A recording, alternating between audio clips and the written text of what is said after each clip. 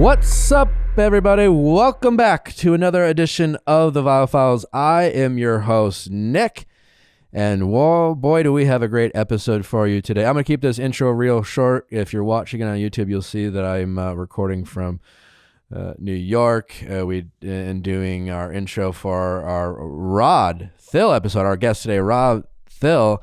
You might recognize him from TikTok. He has risen to stardom in the TikTok community, talking about very relatable content like anxiety, having that in the workplace, toxic masculinity. Great guy, great conversation. Really enjoyed my time with Rod. I don't really have any housekeeping notes other than if you are tuning in to listen to Rod for the first time, make sure to check out our Ask Nick episodes on Monday, our recaps for all things Bachelor on Tuesday, and sending your questions for Ask Nick episodes at asknickacastmedia.com, cast with a K. And I won't waste any more of your time with me talking because Allie and Amanda are not with me in the studio right now to catch up on their wild dating escapades. So let's get to Rod.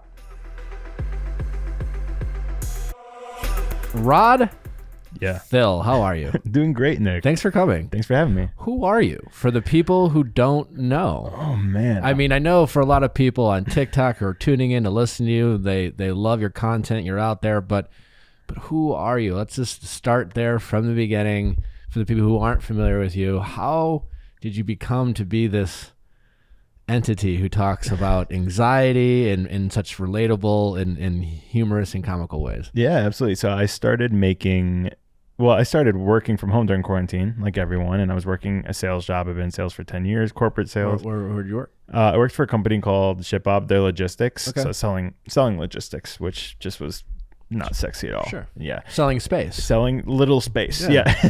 And space and trucks. And then I just started, TikTok came during quarantine. Of course, like every millennial, I was like, oh, let's see what this is. And I got overwhelmed and then hopped off. And then once we got deeper into quarantine, I started actually making TikToks. And then I struck a chord talking about, like, one of my TikToks was, I'm afraid I'm going to get fired for doing nothing wrong. And then it went viral. And I'm like, oh my gosh, people relate to this. And so I kept making TikToks and rolling with that kind of anxiety workplace theme. And then somehow weaved in nostalgia into that. So I started using like Britney Spears songs and Christina Aguilera songs. Jesse McCartney was a big one. And then from there, I just kind of paved my way through this nostalgia TikTok side. So I do like millennial recaps. I translate the millennial experience, I guess. Interesting. Yeah. Yeah, it's really quite taken off. And now have you quit your job? I quit that job that I was working on good terms. We actually left pretty well. My old CEO still texts me my TikToks, and he's just like, this one cracked me up. I'm like, oh, good. And then now I'm doing something more creative. So I'm doing writing now. So it's still in a corporate space, but it's more creative. It was surprising. I never thought I was creative. I never was the funny one. I was never the person to I was the class clown, but it was just like more like, making jokes about myself. But now I'm writing, and using that experience. Isn't that kind of interesting though? I've often felt that way since, I moved to LA. I was living in Chicago. I'm reading like some fun facts about you. Quit a sales job. Doesn't like the term influencer, resides in Chicago. I no longer reside in Chicago, but all the same. Yeah. Like I don't like the term influencer. I've learned to embrace it, but yeah, you have to.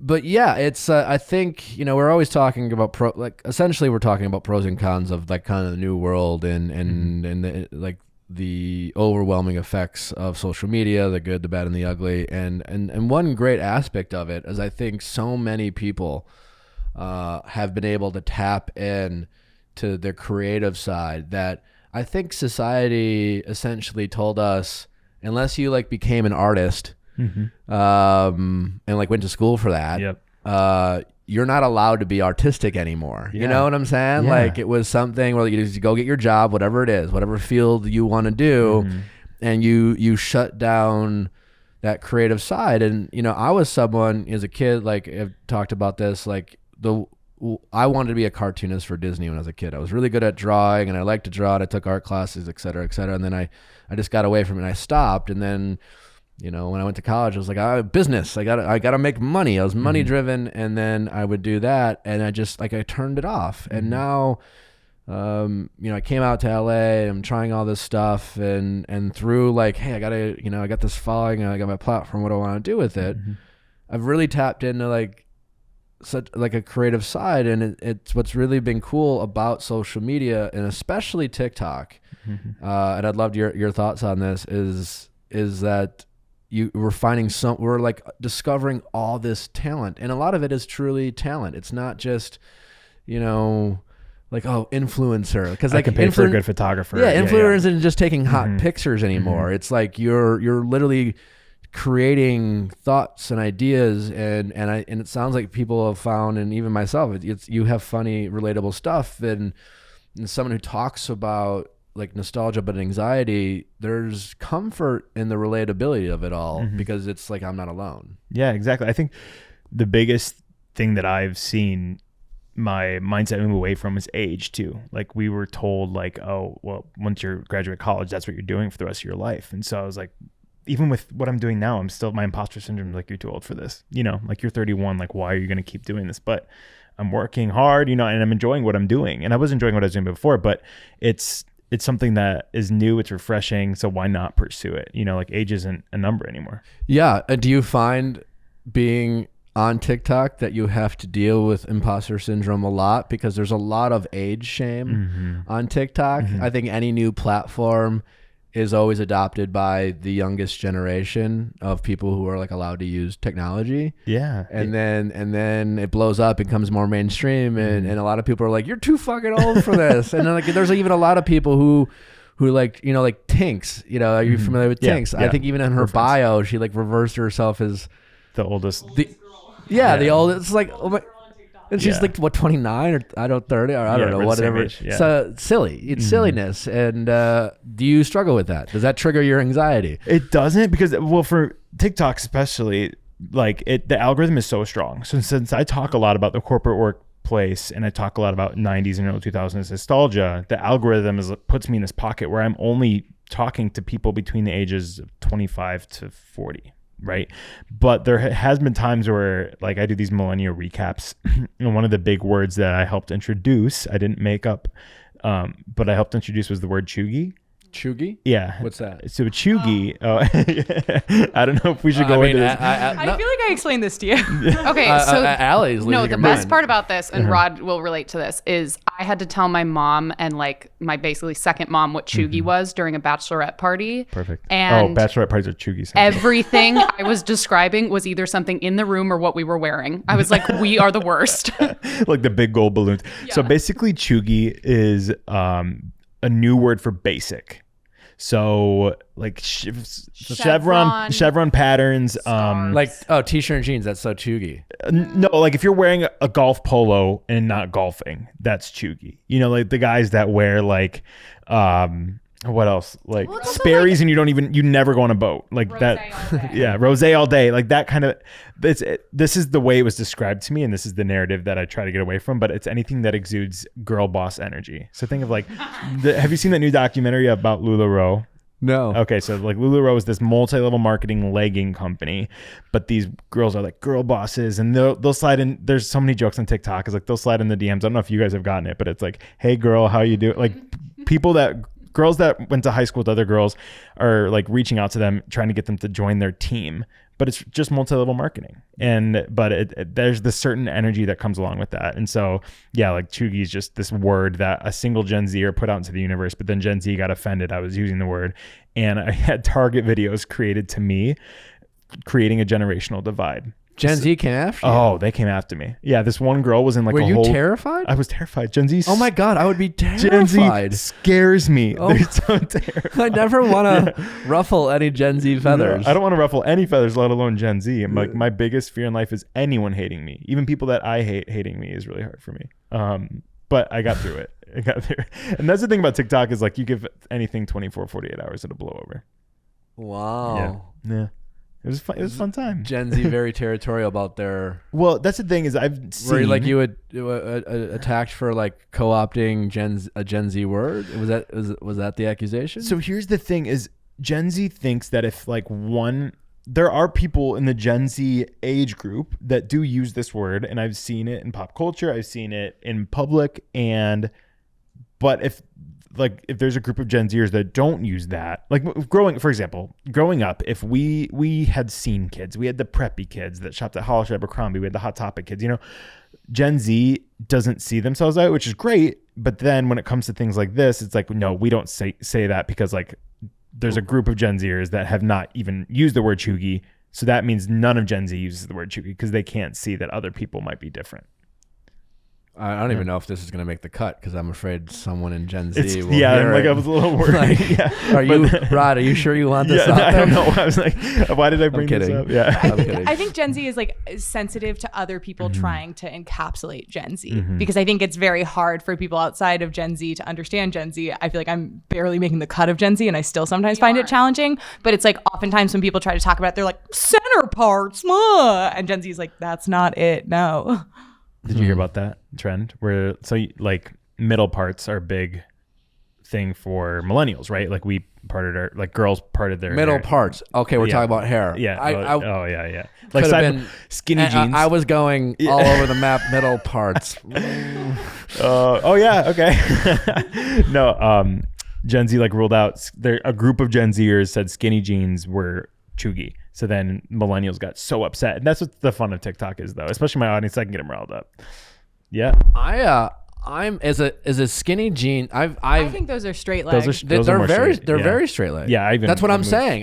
What I'm saying is I've been. But that's just trends. I've been a skinny leg guy for a long time. In fact, coming from Milwaukee, I was like I was like, guys, why are we wearing everything so baggy? Like let's be fashionable. Let's show those legs off. And I got some shit for it. I got meaty thighs. I ran track. Yeah. I don't have like bony legs. So like my 32 is like I will really fill out the skinny jean, and totally fine with it, right? But lately I've gotten older and I see the trend of getting away from skinny jeans, and I'm fully embracing it, and I'm all for it. I've been on the market of buying some like straight leg Levi's, of which again fashion it comes and goes. I was like, I knew this was going to happen. I just was like, it's always fashion because it's like, I remember I've been teasing, like I just got my friend from back home in Waukesha, Wisconsin to wear skinny jeans like maybe a year ago because he was like boot cut, for the longest time. Yeah. And I finally got him to wear skinny jeans, and now I'm like, hey man, sorry. We're back to like boot cut again. Midwest vibes. Yeah. You missed it. So I think that's one thing with social media that I've seen too is someone's like, how are these trends blowing up so quickly? And we've been as millennials like through every round of social media, right? Like MySpace to Facebook to Instagram to where we're at now. But with fashion specifically, it moves so quickly because one video goes viral and someone's like, oh, that's cute.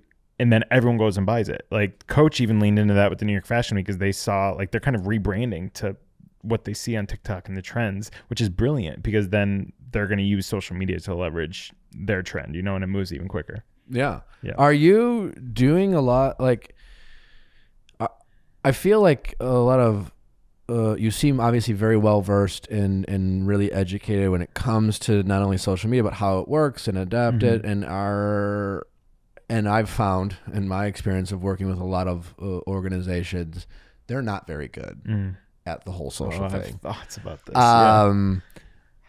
Have you thought of doing some consulting work for brands? I've thought about it. I'm giving this like a year just to see like how I do, what happens. But there's so much work that these brands have to do because they don't want to learn about TikTok. They don't understand that everything you put on TikTok has to be shareable because there's engagement that comes along with the algorithm. There was one brand that wanted me to say mac and cheese for 15 seconds straight. I'm like, in what world would that? No one's going to share that. No one's going to share that. Yeah. And to answer your question, yes, I have thought about it. And then I kind of do it with every brand I talk to. If they give me a concept, I'm like, hey, that's not going to work, Yeah. Masterclass, that's right. Be a master, take a class. No better time than to learn about whatever it is that you've been trying to get better at. And that might be photography, could be cooking. Maybe it's learning how to train your dog better, could be skateboarding. And you could learn it from Tony Hawk. Surely The best in the field are teaching classes like never before. You literally are taking classes with Martin Scorsese and things like that. It's so well done, and you can access this from your phone, your tablet, computer, wherever you are. I love it. It's been so fantastic to learn more about so many different things I never even thought about. It's truly like taking like a master's class, like a college. I don't know, like Martin Scorsese isn't even teaching at colleges. Maybe he has at some point, but literally anyone can access this, and it's such a portfolio of all these different things you can learn. Makes it such a great gift to a friend, to a relative, literally to anyone. I mean, that's how I got Masterclass. I selfishly got it for myself, and then I also got it from my brother-in-law, and he thought I was a hero. I highly recommend you check it out. Get unlimited access to every Masterclass. As a Viall listener, you get 50% off an annual membership. Go to masterclass.com/VIALL. That is masterclass.com/VIALL for 50% off Masterclass. Hey, do you like wine? I know I do. Do you like a variety of wine? Do you like sounding smart when it comes to wine? Do you like getting a variety of wines that you might not think to get at the store? Yes, yes, and yes. Well, Laithwaites has you covered. A Laithwaites wine subscription is an easy way to bring exciting new wines right to your doorstep. Unbox a world of wine with easy access to different and unexpected winemakers from all over the globe. For over 50 years, Laithwaites has been delivering wine the right way from people who love making it to the people who love drinking it. With Laithwaites, a wine subscription, you can say goodbye to boring, overpriced bottles of meh and bonjour to new wines from the hottest emerging wine regions around the world. That's right. I mean, it could be the Bee's Knees, which is a zingy, thrilling South African white wine from Journey's End, a small family-run estate. It's perfect for people tired of drinking the same old, same old. Whatever it is, so many different options. Laithwaites tastes over 40,000 wines a year, but only 600 make the cut. So you get to enjoy the cream of the crop, and the wines you receive are curated for you based on your enjoyment. 100% satisfaction guarantee. If you don't love a wine for any reason, let Laithwaites know, and you will receive a refund. How about that? Members save on every subscription case they choose to take. Now, get 6 amazing bottles of wine plus 2 bonus bottles and 2 stemless wine glasses for $49.99 plus tax with free delivery. Just text VIALL to 64,000. That's right. To get this special offer, text VIALL to 64,000. That's VIALL to 64,000. Terms apply. Available at laithwaites.com/terms. So more like real world stuff. You on TikTok, again, a lot of your brand has been talking about anxiety and in the workplace. And what are some things that you have found to be the most relatable things that you maybe thought you were alone on, and you put it on TikTok and it goes viral, and like, oh shit, everyone feels this way, that you think could be something like an HR department should actually start incorporating into their workplace? Yeah, I think the biggest one is hours of work. Like there's this whole side of TikTok of people who, I even made one today, that's actually what I put up right before coming here, but that people feel the need to work after hours, especially working from home, because they think that's going to give them a promotion. Because there's this like work hard, play hard culture, and especially in sales, that people will work on the weekend and then it pushes other people to work on the weekend, and then it creates this unhealthy environment. But then of course managers are like, well, you're working, so I'm not going to say anything. But that's been the biggest thing I've seen on TikTok is people just like working longer hours, and just not taking mental health as a priority. Like mental health days are considered a sick day. So if you have like 14 sick days, you're taking like 5 mental health days a year. Like that's eating into like if you had actually gotten sick, and needed to use that day. So I think that's another thing that I've seen is employers should use mental health days as separate days than a sick day. Interesting. Yeah. I'm just processing this. But what couldn't mental health be? Like, I don't feel well. My mental health isn't great. Why? Like, shouldn't, I'm just thinking out loud. No, like, shouldn't that be considered, wouldn't that be normalizing the fact that our mental health and us not feeling our best mentally would be the same as running a fever? No, that's what I'm saying. So if it's different, then like, for example, if I'm feeling overwhelmed on a Tuesday, right? And I'm just like, hey, I'm working like crushed today. I'm feeling so overwhelmed, and I know that tomorrow I'm not going to give it my best. At the end of the day, I say, hey, boss, like I just need to take half day tomorrow. I need to take tomorrow off, get a therapy session in, get a nice workout in. Do that like once every other month, and then you're not feeling the burnout that people are feeling by working 5, sometimes 6 days a week, like cruising through the work week and then kind of using that to keep their thoughts on their mental health in. So I think that would create even more open dialogue as well in mental health in the workplace. How do you think we actually change it? Because like I know what you're talking about. I saw a TikTok you did about like the unlimited vacation, and it's such a crock of shit. Yeah. It is, especially because Chicago, it's like a game of chicken. It's just like you have unlimited vacations. Yeah. It's like, but how do I you do took that? You took a vacation already this year. I'm like, I took a 5-day vacation in February and it's October. Yes, like I would like another vacation. I remember like I just kind of I was working at sales. I love Salesforce and I loved my boss, but I would ask to take a vacation. He'd go, well, if you think that's best, and then what are you going to say to that? Yeah, and then walk away. What? I mean, you are the CEO of your own business, and so I don't want to tell you how to run your business. So Oh my gosh, trigger words. And I was like, you know what? I'll be here tomorrow. He's like, be here tomorrow. Cancel my flight. I will be staying. Yeah.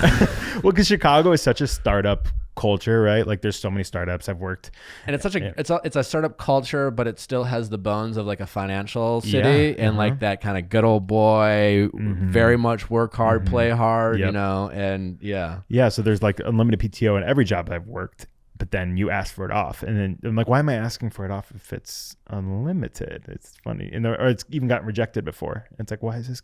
What's the point of even saying unlimited PTO? So that's one thing that people are trying to change is when they're interviewing, like asking, hey, how unlimited is the PTO? And it's weird because I don't think Salesforce has unlimited PTO, but I do know, like one thing I learned at Salesforce, and I think a lot of, especially sales organizations will train their people or companies, is the idea of under promise, over deliver. Yep. And unlimited holidays is the exact opposite. Yep. It's 100% an over promise and under deliver to acquire talent. It's funny you mentioned, so there's like bank holidays, right, that a lot of other companies get off for, like the more established companies that are public, and have a set amount of vacation days. I've had to work I've never taken off a bank holiday because it's just not a thing, anymore. Whereas just like it used to be like, it's like Labor Day's the only one, but you used to be able to take President's Day off, and now it's just not a thing. You have to work through it.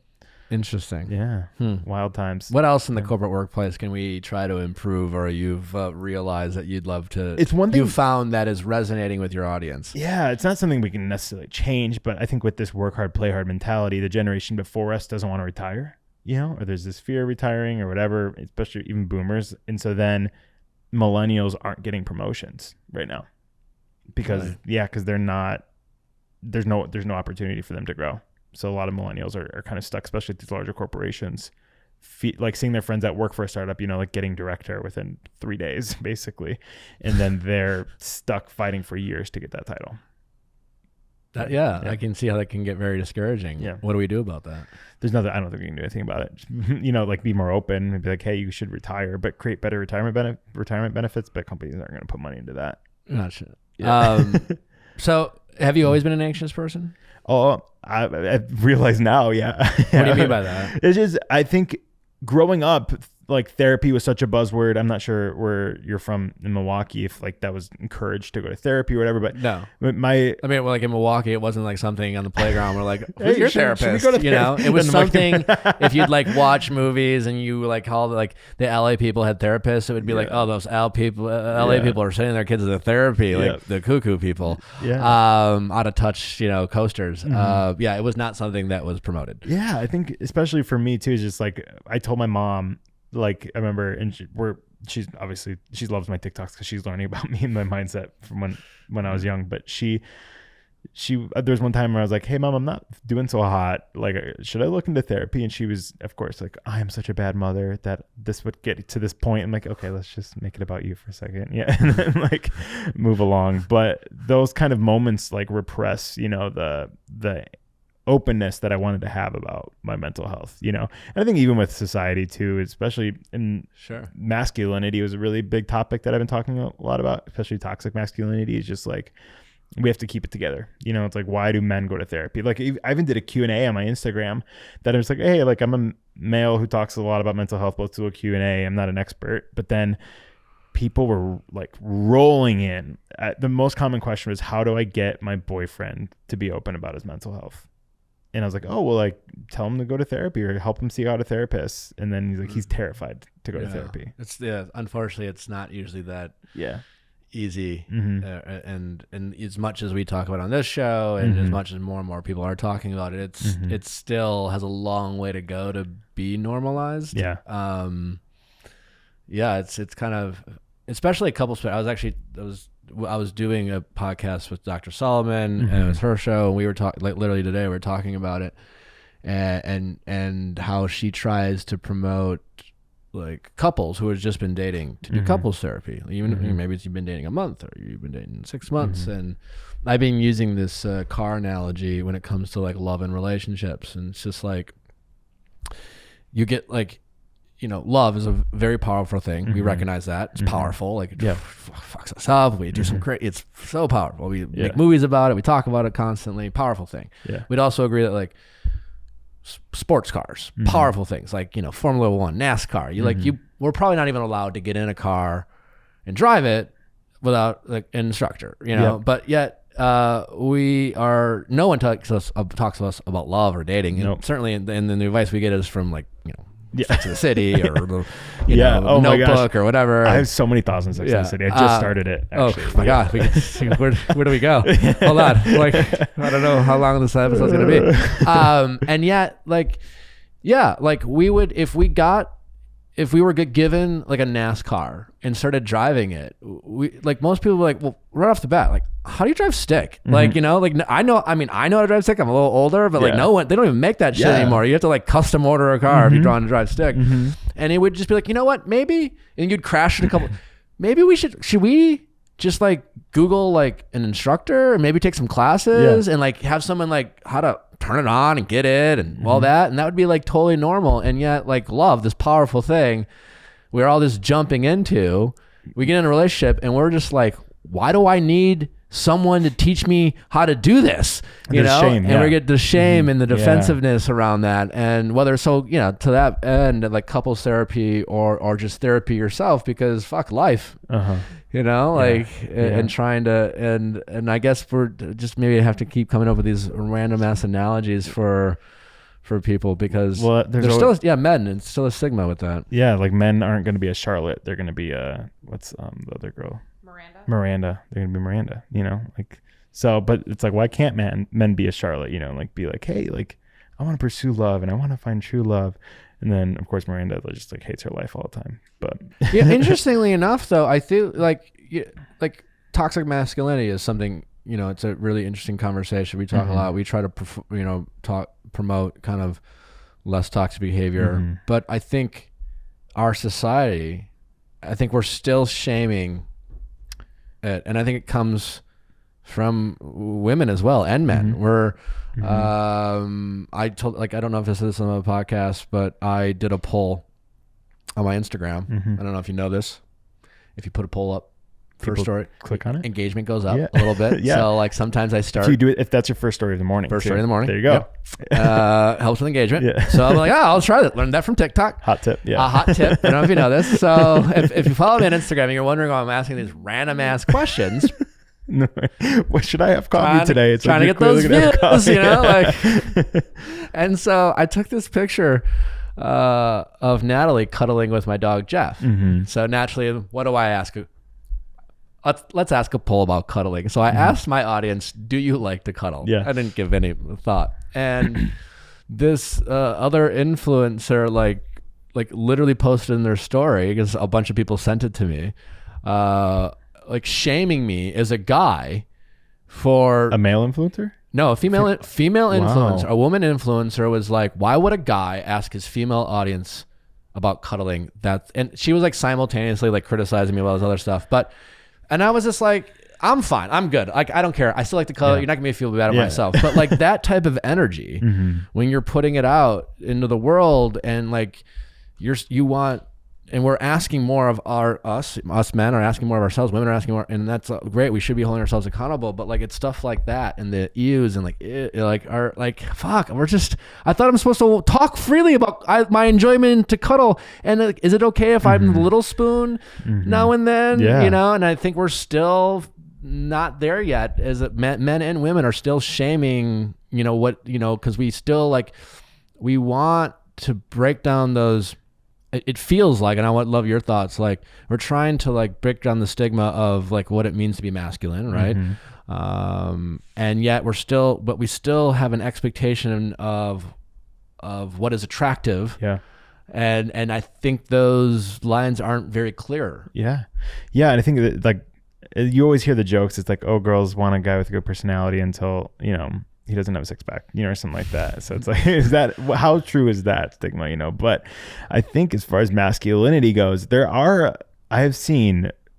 been people out there who want to appreciate a man for just being a man in the sense of being in tune with his own emotions, because I think there's something even more to say about a man who can hold in his anger, and who can effectively communicate through therapy, right? And then hopefully this generation can set the tone for the next, so I don't think it's anything that's going to change overnight, but I do think that this I'm seeing a lot of difference through social media. Sure. of even me specifically, of a man being able to be more open about my anxiety. I'm like wondering how all these people follow me, and then I'm looking back, I'm like, I cannot remember a guy who's talked about his anxiety besides like Justin Baldoni, who's like a major public figure, so I don't think there's anyone who's just been like a coworker or on the ground level who has done this. I guess I've been out of the corporate world for 6 or 7 years, and I guess when I was working there, I wasn't talking about that. No. I freely talk about it on my show and put it out there now, but I guess I now that I'm thinking about it, I'm not that far removed from not, And they're encouraging. It depends on the company. Like my last company was really good about like mental health days, and all this stuff. Or they would do like a mental health seminar, but it was just like having a therapist come and sit in a Zoom call to answer questions, but I do think that there could be better education on it, and like, hey, here's actual resources, or if like doing wellness retreats or encourage like a fitness stipend, I know is a really big thing that some companies are doing right now that employees are seeing a lot of mental health benefit in, because working out releases endorphins, and I get it, it's not for everyone, but it's a big thing that even helps my own mental health. Other than just being more open about their feelings, what are some things that you would like men to hold themselves accountable more when it comes to showing less toxicity with their masculinity? Yeah, I think understanding that not every man is cookie cutter, especially in sales. Like I'm sure you've seen it where it's just like you have to be like go hard all the time, and just like pick up the phone and cold call. And I was never that guy. I was more relational. I was just like, hey, like, you know what? I'm not going to upsell you here because like that's going to put you out of business, So like, let's just try to get on each other's lane and try to be more productive. And then I think through that, I kind of learned more about myself and like what my abilities were. But I do think a lot of men have this idea that other men should be like them. I feel like there's a lot of alphas in the corporate world specifically, where it's like there's the head of the office, the CEO or whatever, even like the director. They hire a director based on idolization. So they want the rest of employees to be like this one director. And if it's someone who is Wolf of Wall Street, you're going to get a bunch of employees who want to either be that or feel affected that they're never going to be that. And I was one who would never be that guy. So I guess that's what, if that makes sense, like just understanding that like we're all different, I think it's specifically in the toxic masculinity world. Not every guy likes sports. I don't watch sports. I watch the Cubs. That's about it. And I think that's another big one that's like, I have found myself pretending or researching sports players before going and hang out with friends. Cause I'm like, this is the only way I could hang out with them. Yeah. In addition to that, not only like, or you can like sports, but also like The Bachelor or watch Sex and the City. Or like, Broadway shows. I got a lot of hate for doing my Bachelor recaps or talking about The Bachelor from guys because they were like, why do you do, like when I was working in the corporate world, like, well, you're probably watching The Bachelor tonight. I'm like, I am watching The Bachelor tonight. It's a good time. Really? You'd be shamed for it. Oh yeah. I'm aware. I mean, you were on the show. I get it too, but being on it, not as much, but if someone wants to like, if there's a troll who wants to try to, there'll be a lot of like, what do you know? You just talk about a reality TV show. Are you like, why are you doing this? And I don't know. It's like one of my best friends who is pretty masculine guy, if we're putting masculine in the sense of what society views as masculine, binge watched all the Housewives during quarantine, and now he's addicted to the Real Housewives content. Yeah, it's hysterical. That's a good point. I think I didn't think about it in that way. I guess our interests, we are often like you said, supposed to like certain things. I've never seen a Fast and the Furious movie. I've only seen the first. Okay, wow. And then I was like, I'm good. Are there 9 now, right? Well, to that end, I've never. No one's ever. I've always like when I grew up at a time in Wisconsin, Milwaukee, where the phrase Metrosexual existed. Oh yeah, because and I was that, and I was insecure about that and wearing sensitive about jeans, it. Wearing skinny jeans and like buying stripes, especially in that area. Yeah, because it was like I felt like people needed a label for me. Yeah. To explain why I did and wore what I did or acted the way I did that wasn't gay, because, we were so ignorant back then that if you had a sense of fashion, if you say were interested in like the Housewives and liked to dance, well, you just must be. Yeah. And then it's like, okay, we're not going to be so ignorant that we're going to say you're gay, but you're not one of us. Yep. You are metrosexual. Well, can I ask you this? Can you build out 2000 or your junior year of high school? What were you wearing to school? What was your outfit? Junior year of high school? I mean, it was like American Eagle. Yeah. A lot, my parents couldn't afford Abercrombie, but like American Eagle, like it was a nice middle. It was like a nice middle, and my mom would shop at the sales rack. Yeah. And 2 t-shirts. Okay. Yeah. Hemp necklace. Yes. The hemp necklace is and erasure, some sort of boot. Okay. Boot. Not leather flip-flops. No, but my senior year, I thought I was cool enough to not care and only wore sweatpants. Oh, okay. Because you senior. And that was more of a like I can get away with this. Yeah. Like I don't have. It was a very LA thing. In LA, people are like, I don't have to try, and this is fashion. Like that was like it was kind of like that. They should have known by then where you would be. Yeah. Here. What were you wearing? Oh, so I was really overweight. I'm not sure if I told, like I was, couldn't fit even into Abercrombie if I tried. And American Eagle had XX, so I was able to wear their stuff, squeeze into it. So yeah, same thing. Just tried to, American Eagle, rugby polos, didn't even know what rugby was. A big thing for me was the chain necklaces that you like clamped together, like the ball chains. I loved Old Navy flip-flops, so I wear those all the time. Flip-flops. So do you still wear flip-flops? No, I can. Okay. Like, I have a pair of Birkenstocks. That's the closest thing that I only wear to the beach. That's the closest thing I have to flip-flops. I'm not a flip-flop person. Do you have Crocs? I do have Crocs. I forgot about Crocs, but they're always in sports mode. Flip-flops, but I think they're in the genre. They're in the genre, not if you have the strap in the back. It's just like a shoe. Yes. I'm sorry. Sports mode. Come on. No, I'm with Rod here. I did one time run in them. Genre not as in like they are a flip-flop, but in terms of like we're talking waterproof, we're talking highly aerated shoes. Okay. No, but on a slipper, yeah, I like a slip-on. Natalie got me like those like slippers, like a shoe, right? And What? Well, like in the sense you don't that slip them on. You don't slip them on. You have to like they have a lip in the back, so to speak. And from day one, I just stepped on the back, matted it down, and put it into a slipper. And that's like I was like, no, like this getting up in the morning and putting on a slipper is supposed to be easy, and I will not have it. It was too. I would have to be like, and I'm like, I'm not bringing out a shoehorn to put a slipper on. No. That defeats the purpose of a slipper. So she's like, well, why don't we just get your slipper? It's like, well, no, it's a gift. I'll wear them, and I like them, and they don't bother me. And when I wear these out, I'll maybe get a slip on. But I'm slipper like sandals in public. I mean, I guess is this a toxic masculine thing to say? I don't think men should wear flip flops. I don't think anyone should wear flip flops. Cleanliness. They're grimy. What am I supposed to wear to the pool? Okay, that's not like you're public. at the pool. That's different. That's like a functional thing. Not the guy in the airport on the airplane next to me today was wearing flip-flops. Yeah. So he just slipped them right off. Ew. Right off. Yeah, no socks or anything. not appropriate. No, thank you. Yeah, no, thank you. Is there, you said senior year, you felt like LA. What is the biggest difference between the Midwest and LA now that you've been here for a while? The biggest difference? Or I don't know. I'm just transitioning. I visited LA for the first time this year, February. I'd never been. This is like a whole new world for me. Oh, my first time I was in LA was like casting for The Bachelor. So Yeah. I was 33 the first time. Yeah. I went.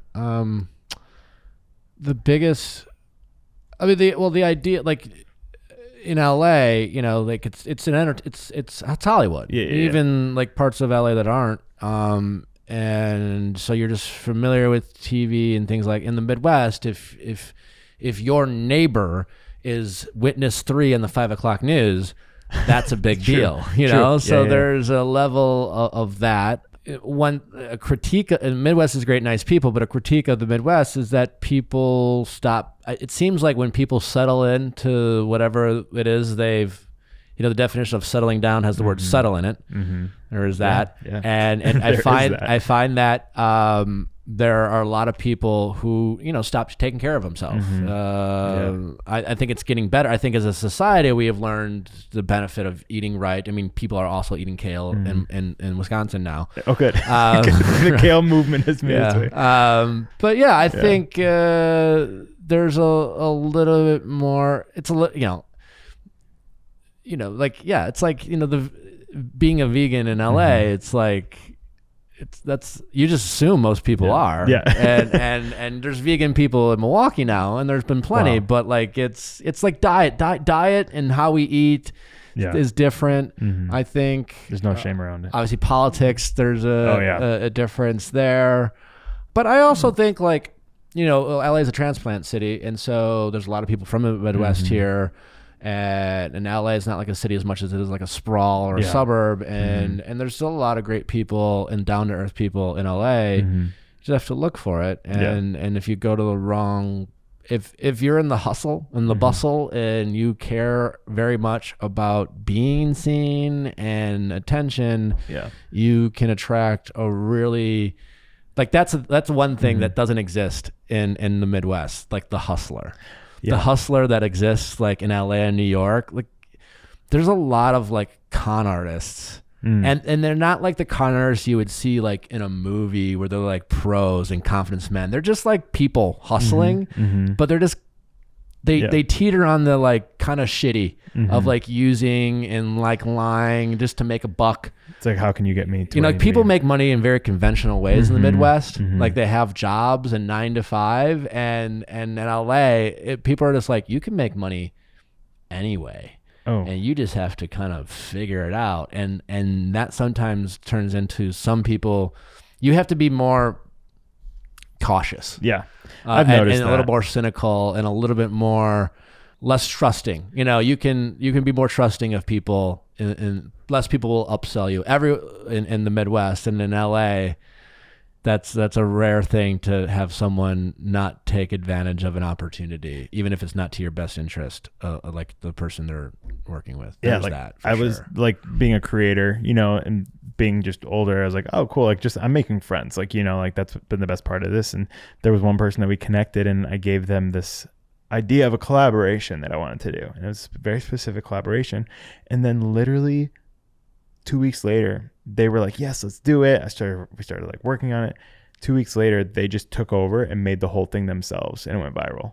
And they just like played both characters. And I was like, and they live here. And I'm like, okay, well, maybe that's just, people are just so hungry to get to the next spot. What is your impression on like kind of accountability and almost like a social media ethics board? Like, what tools do people have, like creatives like yourselves have, when it comes to like seeking fair treatment in that landscape and space? Like copyright kind of thing? Or just like in terms of like can you, like, would you, in that situation, like, would you call the person out and just be like, hey, like, I have the receipts? Like, how do you feel like people navigate in a situation where everybody's their own content creator? Like the lack of oversight or like more institutional structure.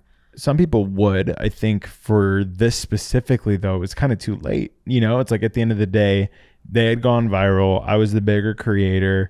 So if I said something, it would just be tacky. So at the end of the day, it is what it is, and you can't go back from it, you know? So there is no accountability. One thing I do wish that these platforms did was give more resources for mental health. I'm actually working with Jed Foundation right now and doing something with them, but there's just like none. It's the opposite. There's none, especially like if you look at these Gen Z kids that have like never had to work, which is like good for them for like jumping right into this. But working for an algorithm, it's so stressful for me. And I know that I can go back to my sales job if things don't work out. But it's terrifying that your whole career is based on this. And there's just like, I saw this one guy get bullied off the app, and he was a major TikToker, and there's just no resources for it. There's like nowhere for him. Yeah. And forget about like influencers or major TikTok. It's all relative. You know, it doesn't matter if you have 1 million followers or 150. Yeah. You know, or 3, like you're not associating yourself with 150 people every day. No. So you're giving your access to a bunch of people you don't really engage with, but now you do, and you're sharing yourself. Yeah. And we are just not equipped to handle feedback. Yep. You know, we're not equipped to, and we're very reactive. And it's much easier to tweet something, put it in text, and yell.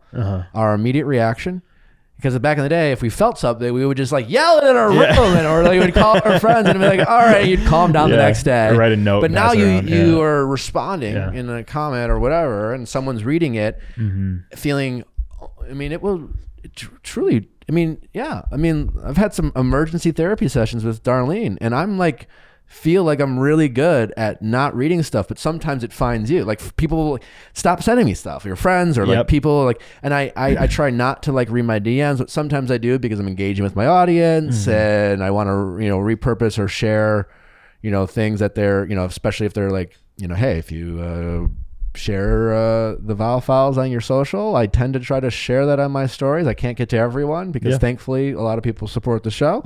But so I'll read it, and then all of a sudden I'm looking for those, and then someone's just like, "Fuck you!" or "Did you see this?" Like the story I told you about the cuddling. I didn't want to see that. No, I hate acknowledging that it ruined my day. It ruins your day, and it ruins your day. It's happened to me. I'm like, why did you send me this? Like I got the amount of times I was getting tagged in that Gen Z girl who was like roasting me. I'm like, weeks. I'm like, I could not go on my mentions because on TikTok you can like click to see who because you used a word that don't. What is the word again? Chuggy. Yeah. But there's another one that there's been people who have been kind of like ripping off my content, which is fine, whatever. But then people will tag me in that, and I'm like, why are you tagging? Like, cool. Like, what am I gonna do with this? It's just like, I don't know. People think they're helping. Were you always talking about anxiety in life before you were talking about it on social media? No, I wasn't. My friends like. It was different. Like I would just be like, hey, like, I'm feeling a little emotional today. And they'd be like, all right, don't think about it. Cool. And then I've been going to therapy for a couple of years now, but that was something me and my therapist always talk about, but that wasn't real life. It's like therapy is literally stays in that room. That's kind of interesting though, right? Because it was the validation we received on social media to say, this is okay. Yeah. People were like, okay. But like, it was. So now are you talking about it more in life that TikTok and social media has almost empowered you to do that? Because that's what I find that I'm like, I found that that's again another benefit of social media is the acknowledgement of me leaning into my insecurities has made me feel, what, this is okay. And now when I'm in the circles, I will continue that path of like talking about my anxiety or my mental health or my insecurities or whatever. And what's that like for you? Yeah, I think for me too, it's like, so 89% of my following is women, and I talk about men's mental health. But even just like there's women who would DM me and be like, "Hey, I showed my husband your videos. He said he related. We're on the path to like therapy," which I'm like, "That's great." So I think that's one thing that I've seen with this is at the end of the day, if I'm working hard to make videos for 10 people or working hard to make videos for millions of people, like I think it's worth it, just because I might be putting all my stuff on blast, but at the end of the day, it's helping someone else. And I am partnering with mental health charities. I'm doing a big push in November for Jed Foundation. We're doing a Movember push, which is exciting, but if I'm able to be open and put myself on blast and make a fool out of myself, talking about my anxiety, who might not help? Were you talking on dates? Would you talk about therapy? Or when did you like? Because I don't. Well, I started seeing a therapist after I was already talking to Natalie. Yeah. So I was like, I was pretty open about that. But Yeah. I definitely know that if I started seeing a therapist years ago, I would not be bringing that up. Yeah. No, I had been in a relationship throughout therapy, so that it was good to have, and it helped us a lot, to be able, but it was just me. And I was going through a lot. There's a lot that I had discovered later on in life, that I was trying to work through. So like my anxiety, like something that I just never put a pinpoint on calling it anxiety, because it was back then it seemed like a diagnosis, but it's just, mental state. I have found that to be helpful for me. Like, Natalie will be like, what's wrong? And I'm like, oh, it's just my anxiety is going off today. And the ability to just say that is like helpful, because before it'd be like, I don't know. Yeah, yeah, exactly. Or just like nothing, and like nothing. You run into the room.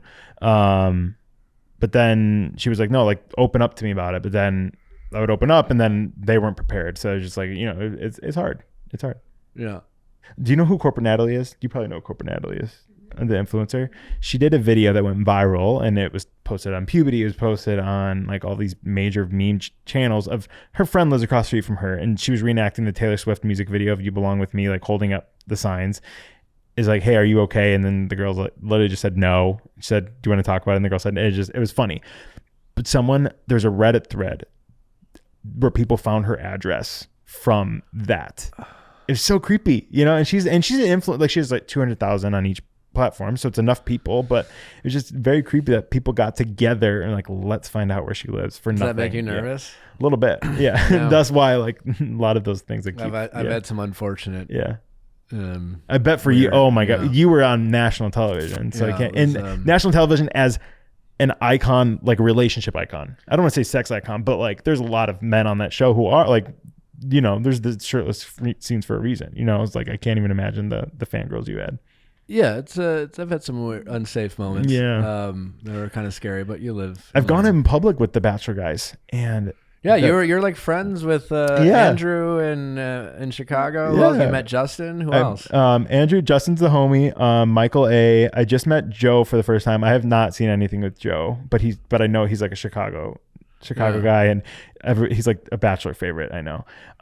Katie and I are friends now through the show. Jasenia is a homie. We actually met up for coffee when I was in New York, and then just a couple of the random people follow me, like Abigail. Jasenia live in New York? She was in New York for the summer for a little bit. She lives in San Antonio, I think.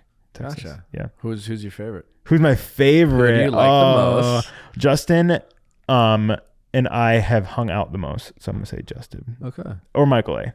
Because it's Michael A. Who doesn't love Michael A? We love Michael A. Here. So you've interacted. How'd you get to know all these people? I started Katie's season.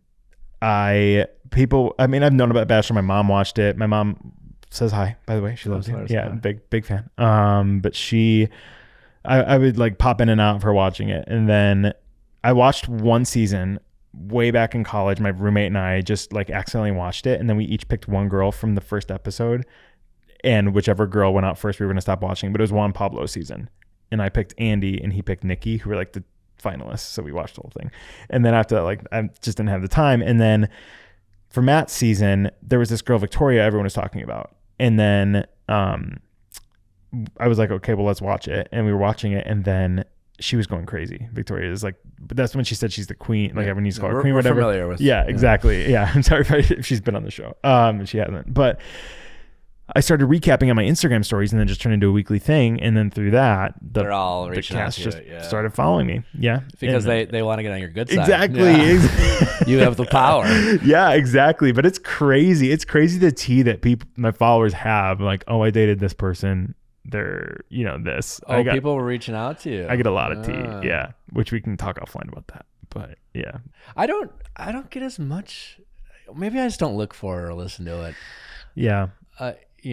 Because a lot of it is I am overall protective of cast, because sometimes it's like it's a lot of tea, then it's always there's a lot of people who it's like their access to if they know someone clout. There's a little bit of that. Then a lot of the show's clout now, isn't it? Because not with social media, it's all clout. Man. Yeah, it wasn't. I mean, how like You obviously gained a lot of followers after you did it, but I felt like back then though it wasn't like not even that. Yeah, it wasn't that far back. My generation of Bachelor cast people. It's weird because like it's a different generation now.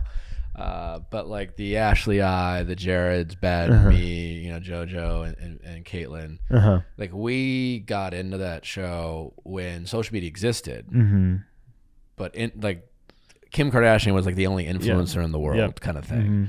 And so it was like cool to be like, oh, you got follow. I didn't do it. Like first season, I had 50,000 followers. I didn't do anything with it other than like post awkward selfies and like, and when I first got the following, I was like, I can post a picture of a Band-Aid and get 300 likes. And I literally post a picture of chapstick.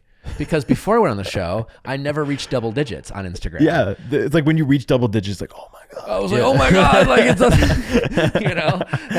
I just thought it was cool that I could post a picture of chapstick, and 300 people would be like, awesome, Well, now I feel like it's a dangerous game though, where now it's like if you post a picture of chapstick now, if it didn't get to a certain likes, delete it or something. Yeah, you delete it. Yes. Oh, I'm running into that with TikTok. Oh yeah, I think we've it's, and we've we recapped the show. We've talked a lot about this, and it just is what it is. It just like it's not.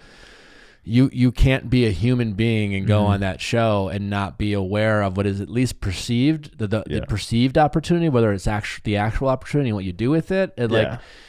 Before it was just the opportunity to travel, the experience to go on TV, and but you kind of require, at least I was realistic about like this is gonna end and I'm gonna go back to work, and it changed, but if you look the audience, no matter how much they're doing it for the followers, but that has literally been my entire For You page was talking about Brendan and Piper's followers, so it's the audience is talking about it, right? So they're still getting the clout that they want. It's just it's interesting. Let's just briefly 5 minutes. Sex in the City. Yeah. Who do you like the most?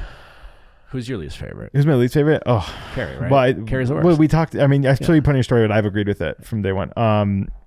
Carrie and Big are so toxic. Obviously, he's the representation of toxic masculinity. Yes. Kiddo. Yeah. Love Aiden. Aiden's great. Yeah. My favorite of the four, I just think Charlotte makes me laugh just because she's so but Charlotte has the most growth. Samantha, just her one-liners will always slay. Yeah.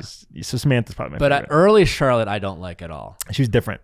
They gave her a lot of, like you said, a lot of. Well, because not only is she different, but what I don't like what she represents, and she represents the person who is so in love with the fantasy, has watched all the rom-coms, and cares more about their story than actual love. Right? They care about the perception of love, what love looks like. Yep. That all matters so much more than the substance. Yeah. And that's a real thing. That there are millions of people in this world who who go about their love life in a manner in which early Charlotte did. And so I hated Charlotte early on. Oh, yeah. She's really post divorce. There's a clear evolution and growth from her tragedy in the movie with I haven't gotten there yet. Oh, okay. Well, there's the scene that you'll love with her where she really sticks up for Carrie. But I think the biggest thing. So I'm writing this. I'm writing now. So I'm actually writing my own TV shows, which is kind of cool. So I'm pitching and whatever. Really? But the reason I'm watching Sex and the City is I'm taking these shows like Friends, Sex and the City, Gossip Girl, where it portrays New York in a certain way, and then it's this guy, this 31-year-old man, watches the shows and it's kind of like we said, breaking down the toxic masculinity stigma, but he goes to New York on a whim, gets let go of his job, goes to New York, tries to find love and tries to experience all these things. He moves into a 1-bedroom apartment like Carrie, but it's literally the size of this studio. And that's kind of the whole premise of the show. It's just him trying to encounter what he saw on TV versus what real New York is, which is not at all like those shows. Totally. Yeah. Yeah. The more we get enlightened, the more we realize just how all these movies and TV shows. Yeah. Well, and because the part is that for them to be entertaining, there needed to be the drama. There needed to be the over, and to get there, fantasy. We were taught that that was normal. Yeah. That the problem was normal, the drama was normal, that we had to fight for the toxicity, and it's So who's your favorite? We know your least Miranda. favorite. Miranda. Not Okay. even close. Okay. Yeah. Yeah. I guess she's corporate. She's she's not even corporate. She's pragmatic, and she's the only one who sticks up to Carrie. Oh my gosh, yeah. And Samantha and Charlotte don't back her up. I'm also wondering, like, There's not why much is dynamic Carrie there. And then also, like, I sympathize with Miranda because the writers hate her. She's the one who had to get chlamydia. She's the one who, like, has the farting problem when had to she's move pregnant. to Brooklyn. She, like, they're just shit on her constantly. Yeah. And like, why couldn't It's so like, true. it's just bullshit. Samantha doesn't get, and like, Samantha's literally someone else each episode, someone different. And yeah, that's Miranda's whole thing. She doesn't even. So why do they shit on Miranda so much? That's the so most funny. like the hard. She's the boss. She has the job. She's working hard. She's dating, and she's doing all the things with her girls. And they're How does she so, do it? so mean to her. And then, like, she's the only one who, like, not only she's the only one who and Charlotte, she stands up to Charlotte because like she calls out, Charlotte's fantasy where Carrie never does that. Carrie's like that.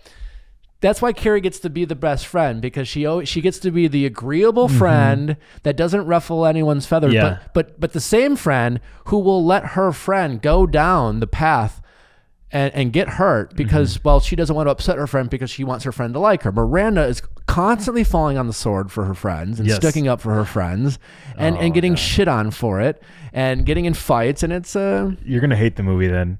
What happens with Miranda? Okay.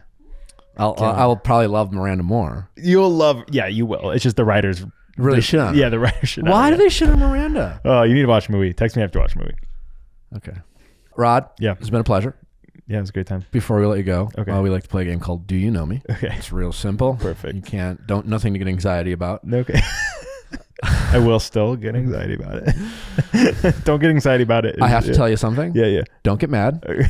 It's not a big deal. Okay. Do you hate that? Yeah. Oh yeah. It's like it's going to be a big deal. It's going to be a big deal. Everyone thinks this about you. That's triggering. Yeah. I haven't gotten that yet. No one's ever said this to you? No. In your life? I don't. Yeah, maybe I have found that it is something like ex-girlfriends of mine have weaponized the phrase. Well, it's not just me. Everyone thinks this about me. It's not even like a romantic thing. Like, girls in high school, the worst. Yeah. They'd be like, well, you've never had whole someone say friend that to you? group feels No. this way about you. We never wanted to actually be friends with you. That's what I got told once. And then you ask, who is they? Well, everyone. Who's everyone? You don't have two people. But even though I know they're just saying it to get under my skin, it's me and my mom. Yeah. Anyway, I digress. It's real simple. Great. I'm going to ask you a question. Has Rod ever this? Has Rod ever done that? Simple yes or no questions. Anecdotal stories are welcome. We're trying to learn more about you. Great. Here we go. Okay. Has Rod ever gone hunting? I want to guess first. I'm going to say, I know you don't hunt anymore. I know that much. I've never hunted. And he lives in Wisconsin? Yeah, that's shocking. I have my father to not blame, because I appreciate that. He is a lot of the non-traditional things that I don't felt compelled to have to do, like hunting and fishing. I'm not into cars. I don't give a shit about any of that stuff. Like I like fashion and dance. I don't know. And I don't like to hunt. My guess is you have, being from the Midwest, but you don't. I have not, but I used to live in Minnesota where it's like huge hunting land, and my two roommates did. Where? They would hunt. What did you say? Where in Minnesota? I lived in Minneapolis, so it was like, yeah. I'm from White Bear. Oh my gosh, perfect. Yes, we can talk about that. But my two roommates were hunters. They would leave hunting season, come back with venison, and they would make venison jerky in our apartment. It's terrible. Ugh. I know. So I will not hunt after that specifically. Yeah. That'll turn you off to it. Has Rod bought or received flowers this month? You can just answer. Oh yes, I have. You received or yet? I received. You received flowers? Yeah. My agents were sending me flowers. I lost my grandma this month. My agents. I'm sorry. Yeah, my agents were super kind to send me flowers. Love them. Does Rod own a pair of cowboy boots? No, not at all. Was Rod part of the student council in high school? I was The student body president. Yes. That But tracks. guess who voted me in was the teachers. The teachers felt so bad for me. They voted me in. Were you good? Were you good? I was What good. was I was what policy did you was that you really brought to the school? We got one of those Edie's ice cream makers. You know, the ones that is in Princess Diaries. They have that Like a soft serve? Yeah. And then our prom theme was "Here's to the Night." Can Rod name all the oceans? Pacific, Atlantic, Indian, Antarctic. You're missing just like the easiest one. You just Atlantic. Yeah. Yeah. Jeez. I was a history major, so it was geography. Yeah. Does Rod sleep naked? No. No, my anxiety, kidding me? House started on fire? I gotta run out. If I hear about a guy sleeping naked, I think it's I just have questions. Oh. Like, I just think it's like a really impractical thing for a guy to do. Apparently, it actually is very therapeutic for your body to do. Interesting. I've read studies on it. It is, but I'm also the type of person, maybe this is an anxiety thing, maybe it's not. If I ever sleep naked, I have dreams that I'm naked constantly. Same. So I'm like, well, I want to sleep tonight, so I can't. Yeah. Yeah, but like there was one in high school. Like literally I was running around high school trying to look for somewhere to hide and I couldn't. And it was just like I couldn't run into a classroom. It was terrifying. So no, I don't. Has Rod ever eaten SpaghettiOs as an adult? Yes. Yeah, I love the meatball SpaghettiOs. It's very nostalgic. Very nostalgic. Do you heat them up? Yeah, what kind of question is that? So really, you Wait, I'm confused. I eat it cold. you wait. What? What? Do you just open the can? Like and as a kid, we never heated them up. We just opened the can and put it in. I'm concerned. I'm concerned. I do adult them up though. I add a lot of Parmesan cheese to them. And it makes good soup. Good soup. Good soup. Good soup. Are you on Good Soup TikTok? Yeah. Has Berries Rod and cream. smoked weed on 420 this year? No, I don't smoke. That's a weird question. 420. Yeah, cool. Yeah. Speaking of toxic masculinity, Well, how so? no, I feel like that was a big thing in high school. It was like if you didn't smoke weed, you weren't cool. As a guy. Guess as a guy. Yeah, at least in my high school. Interesting. Yeah, it was like a lot. That was like the big peer pressure thing. I feel For like me. as many women as men are. Oh really? I don't know. Weed smokers. I don't know. Nowadays, but yeah, back in the day, I don't remember. Does Rod own any sex toys? No. Okay. I mean, sex like things that you need, but not toys. I mean, I've never owned for myself. No, not for myself. Yeah. Have owned for others. Yeah. We have sex toys in the household. I do, but not for. I don't know why it's not even about me. We know, Yeah. Nick talks about. So Nick owns sex Yeah, toys. but Nick also is like, so Natalie and I went to dinner last night and she wore vibrating underwear and it was a really fun time. That was true. Yeah. We're a sex positive show. What? Has Rod ever had sex in a car? In a car, just in. No, I'm too tall. How tall are you? 6'5".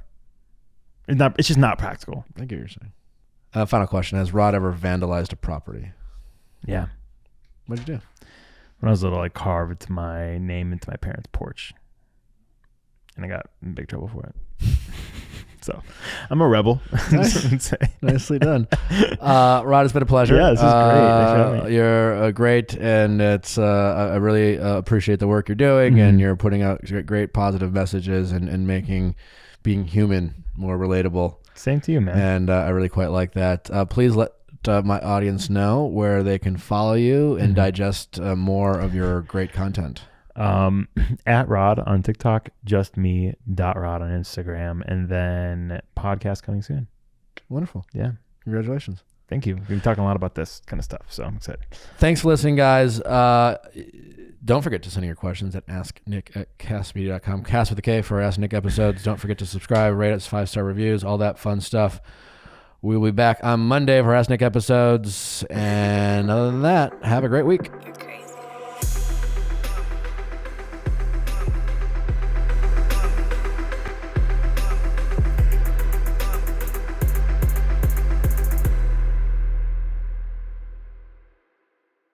Hey guys, thanks for watching, but before you go, make sure you like, subscribe, and ring that bell so you don't miss any future videos like our Mondays Ask Nick for your favorite relationship stories and advice, and our Tuesday Bachelor recaps. See you next time.